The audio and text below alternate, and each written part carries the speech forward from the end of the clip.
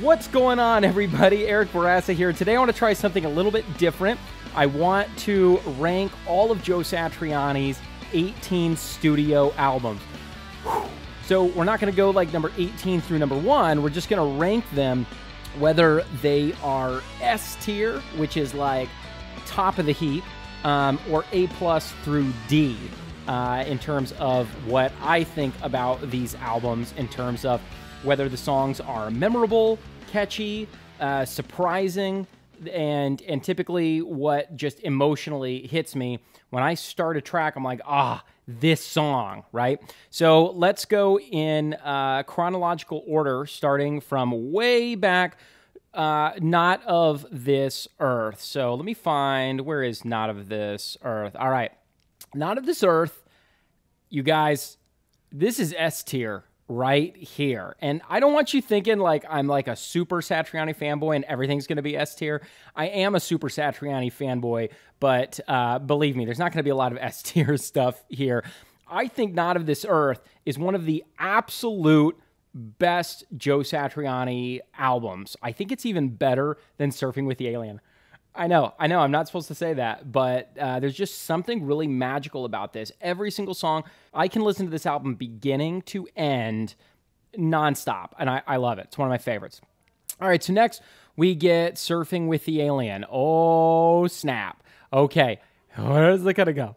Where's it gonna go? I'm gonna put this one on A+. Okay, this is an album I can listen to beginning to end.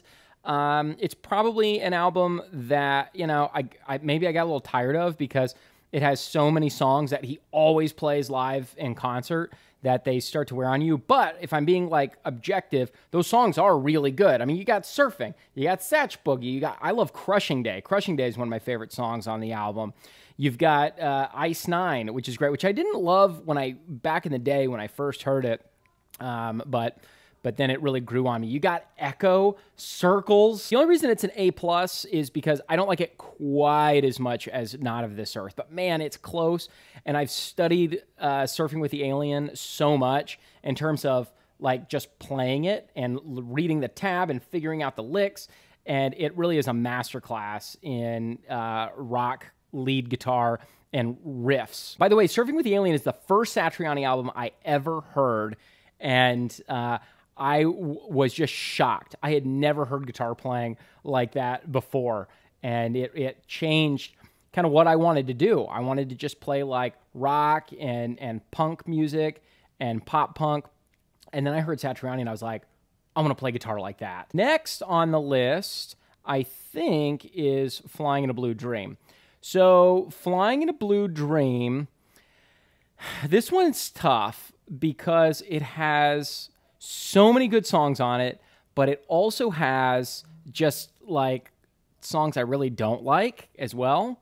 I'm going to give this one an A.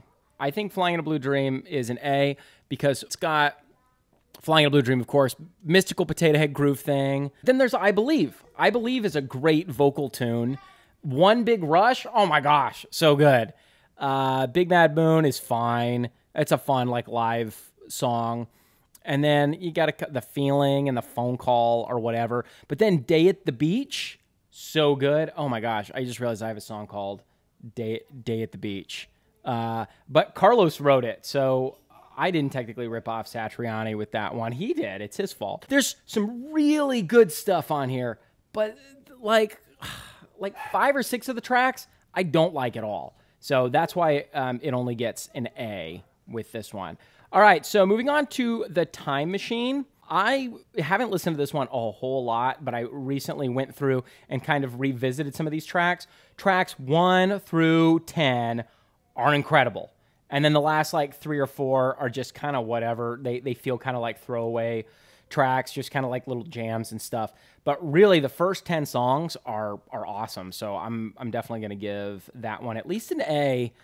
It's not quite on the level of Surfing, but it's really good. It's at least as good as Flying in a Blue Dream. Okay, so next we get into this Satriani album, Joe Satriani. First of all, this is like my least favorite cover. I know it doesn't really impact shouldn't really impact how you feel about the album, but it is funny how it's my least favorite cover, and it's probably my least favorite Satriani album. It's got Cool Number 9 on it. Cool Number 9 is one of the best Satriani songs ever. However, I don't love the production of this album. I think that's one of the things that prevents me from really liking it, is the production just feels not as good as anything that had come previously. So there are a few good songs on here, like Cool Number 9, If, and Luminous Flesh Giants. And then everything else is kind of just sort of Killer Bebop is cool. It's kind of this, like, his take on, like, Flight of the Bumblebee, but like legato is Satriani style. Youre My World is a really, really great, like ballad, like slower tune. So 1, 2, 3, 4, 5. I like 5 out of the 12. I'm gonna give this one a C+. Okay. Those 5 songs are so good, but the other 7, just I might never listen to ever again in my life. So that's why that one goes there. Oh, you know what? I think that actually came after The Extremist. The Extremist, I'm gonna give a solid. That I'm gonna give it a solid A. Yeah, it's definitely on the level of those other albums that are there. The Extremist is just really solid from beginning to end. Friends, The Extremist, War. Crying is a real... I don't like a lot of his slower, more ballad-type songs, but man, Crying, when he does a good, emotional, slower tune, they're top-notch. Rubina's Blue Sky Happiness. It's one of his only, like, banjo inflected songs that I really like. I think it's a really good song. Summer Song, one of his best ever.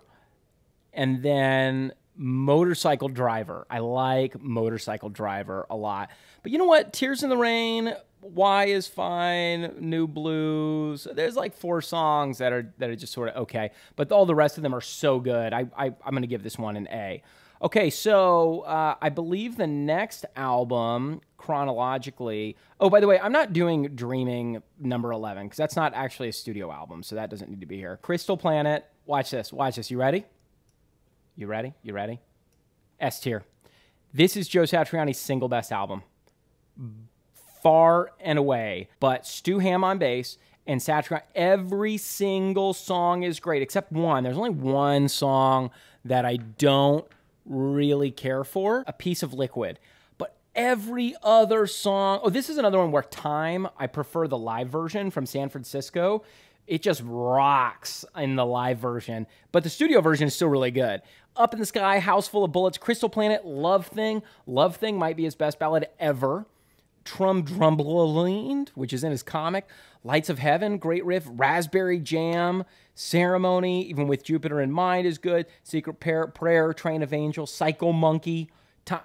Every single song has an incredible guitar riff. It's a really rockin' album, and you're going to notice a theme with me that I like the rockin' tunes. Engines of Creation. And this one, I'm going to put in the A+. I would almost do S tier because I can listen to this song pretty much beginning to end, but there's a couple of songs that are just kind of fine on it. But, man, songs like Devil's Slide and Borg Sex, it's techno. There's lots of drum machines and lots of weird synthesizers and stuff. It's just wild. It's a wild album. Very fitting for the time. It was like 99, and that's like when The Matrix came out, and then everyone started doing like techno songs in their fight scenes and their action movies. So it's one of his most unique albums, and almost every single song is really great. Okay, so then after that we get Strange Beautiful Music, which at the time was not one of my favorite albums. I listened to it a lot. I was in high school when this came out, and so I remember not enjoying it very much. But now, listening back to the songs, it's got a lot of really good songs, a lot of really good riffs. It's a solid album. I give it a B+. And that's when he started getting into 7-string stuff. So there's some really heavy 7-string riffs that we hadn't heard anything like from him before. Okay, next what comes after that? Oh, snap, y'all. Here we go. Is There Love in Space? This came out when I was in college, when I was a freshman in college, and I was in Holland, Michigan, and I would go for runs around the campus and around the town, and I would go during sunset, and I would just put this album on, and it just made me so happy. The first 6 songs, bam, bam, bam, bam, all really, really good. Is There Love in Space? Super cool. And then, of course, If I Could Fly, probably one of his top 5 best songs of all time. And I got to hear him play live a few years ago. I think that's really, really cool. And then on the back half, there's a couple songs I don't care for, like The Ballad is fine, and then like I like The Rain, you know, vocal tune, it's fine.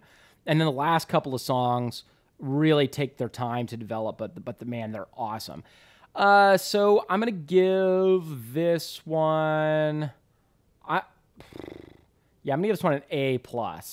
Okay, all right.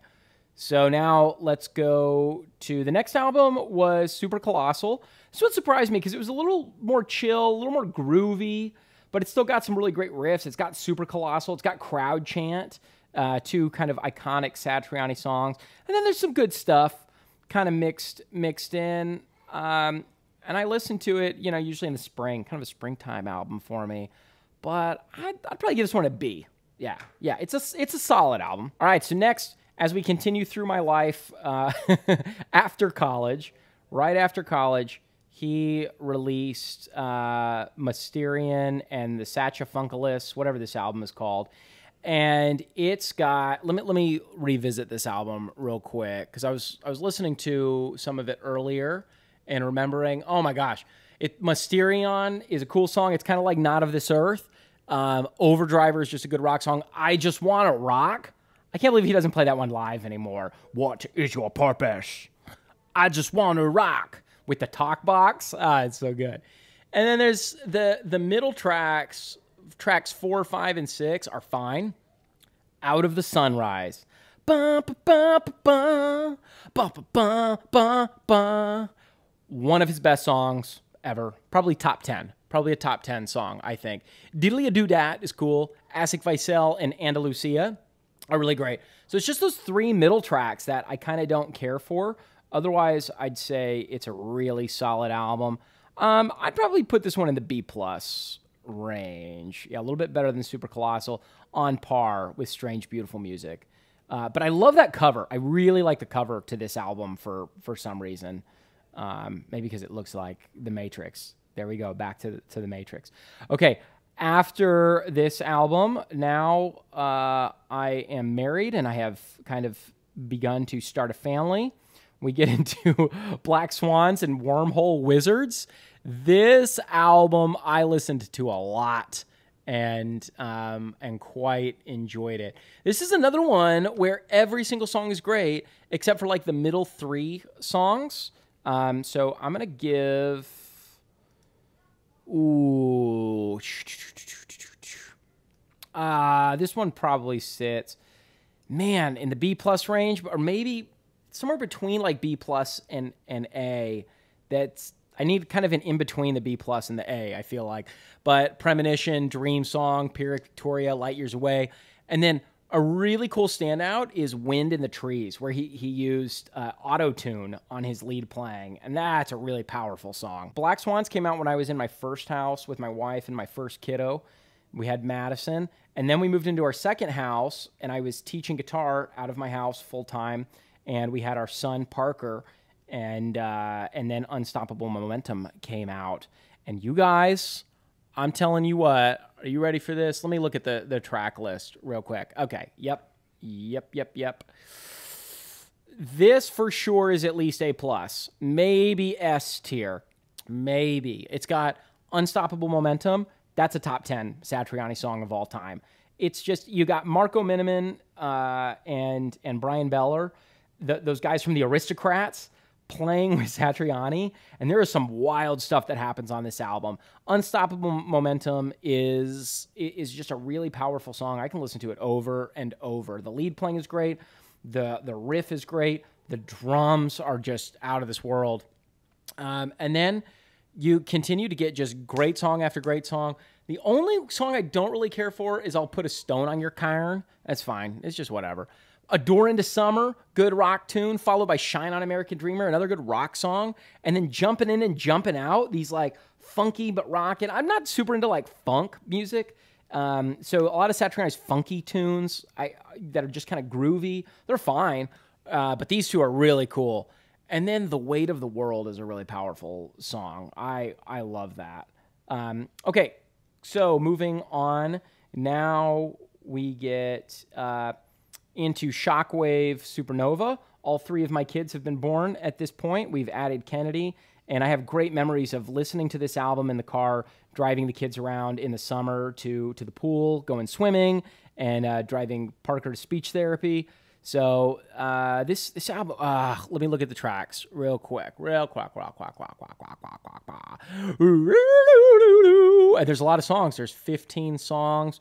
Okay, yeah, this is I think another. Oh, is it on the yeah.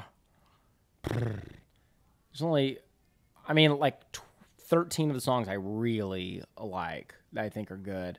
I give it, you know, I'm probably going to go A. But you know what? If I got to go A for this one, I got to go A for this one, okay? Even though Unstoppable Momentum is one of his greatest songs ever, I think these albums are on par with each other. I really like them pretty much all the way through.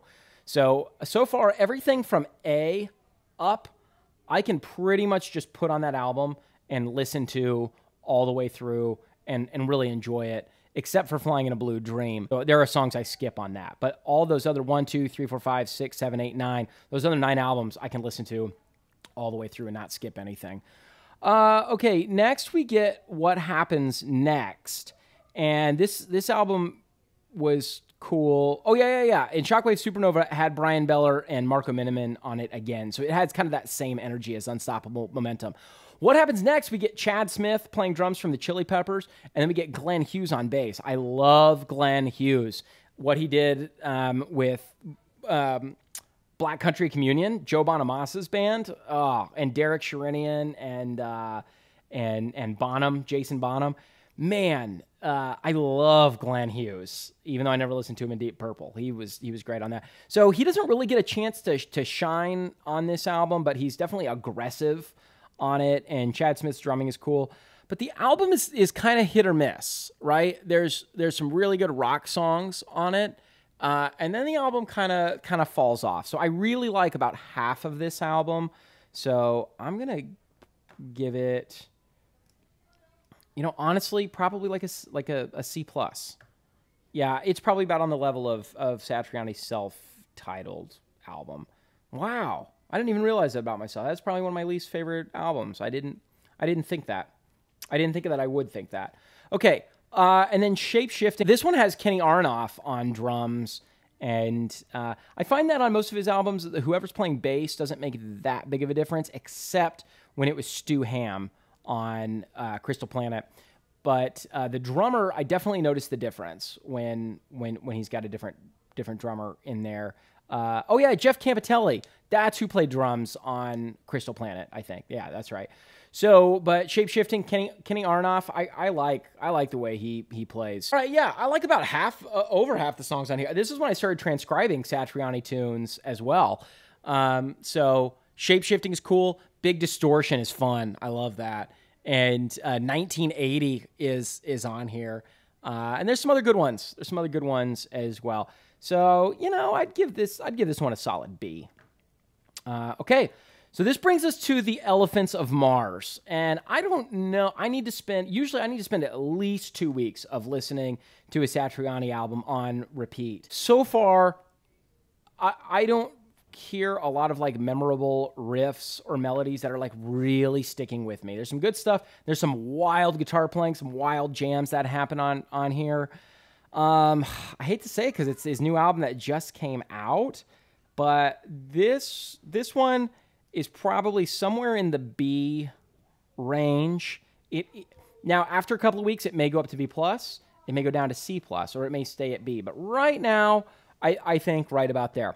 So that's where I rank all 18 of Satriani's 18 studio albums. Tell me in the comments below where you would rank them. What are your favorite Satriani albums? As you can see, my top 5, Not of This Earth, Crystal Planet, Surfing, Engines of Creation, and Is There Love in Space? And then you've got a solid list of 5 albums that I like: Flying in a Blue Dream, Time Machine, The Extremist, Shockwave, Supernova, and Unstoppable Momentum. And then you've got kind of like your, decent albums: Strange, Beautiful Music, Professor Sachifunculus and the Mysterium of Rock, Black Swans, and Wormhole Wizards. Those, I put those on a somewhat regular basis and like those. And then Super Colossal. Actually, I probably listen to Super Colossal more than any of the ones in the B+ range. Isn't that funny? But I don't think it's as good of an album. And but maybe I do. And then Shockwave and Elephants of Mars. Yeah, I'm comfortable with those there. And then his self-titled album and What Happens Next. Those are my 2 least favorite albums, even though I think they both have some really good things. At the end of the day, I can always listen to a Satriani album, no matter what it is. But this is where I would rank them. All right, you guys, if you like this, be sure and like and subscribe. And let's keep the conversation going. See ya.